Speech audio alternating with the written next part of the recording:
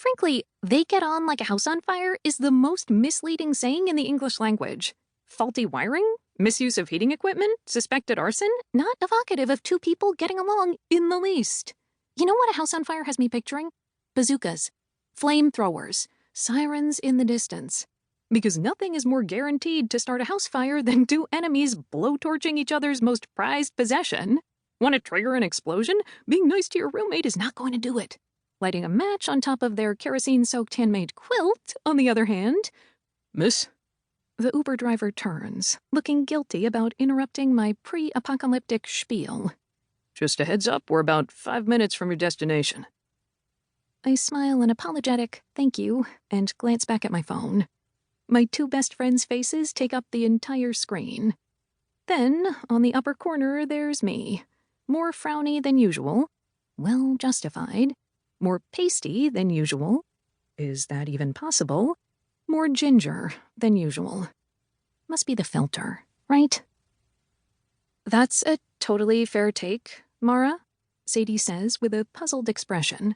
And I encourage you to submit your, very valid complaints to Madame Merriam-Webster or whoever's in charge of these matters, but I literally only asked you how the funeral went.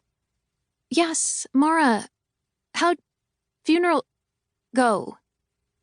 The quality on Hannah's end of the call is pitiful, but that's business as usual. This, I suppose, is what happens when you meet your best friends in grad school. 1 minute you're happy as a clam, clutching your shiny, brand-new engineering diploma, giggling your way through a 5th round of Midori sours. The next you're in tears because you're all going separate ways. FaceTime becomes as necessary as oxygen. There are 0 neon green cocktails in sight. Your slightly deranged monologues don't happen in the privacy of the apartment you share, but in the semi-public backseat of an Uber while you're on your way to have a very, very weird conversation. See, that's the thing I hate the most about adulting. At some point, one has to start doing it. Sadie is designing fancy, eco-sustainable buildings in New York City. Hannah is freezing her butt off at some Arctic research station NASA put up in Norway. And as for me, I'm here, moving to D.C. to start my dream job, scientist at the Environmental Protection Agency. On paper, I should be over the moon. But paper burns so fast as houses on fire. Helena's funeral was interesting. I lean back against the seat. I guess that's the upside of knowing that you're about to die. You get to bully people a bit. Tell them that if they don't play Karma Chameleon while lowering your casket, your ghost will haunt their progeny for generations.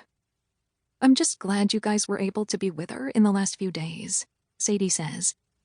I smile wistfully. She was the worst till the very end. She cheated in our last chess game, as if she wouldn't have beaten me anyway. I miss her. An inordinate amount.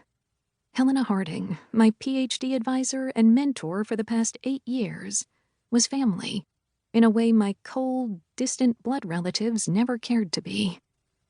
But she was also elderly, in a lot of pain, and as she liked to put it, eager to move on to bigger projects.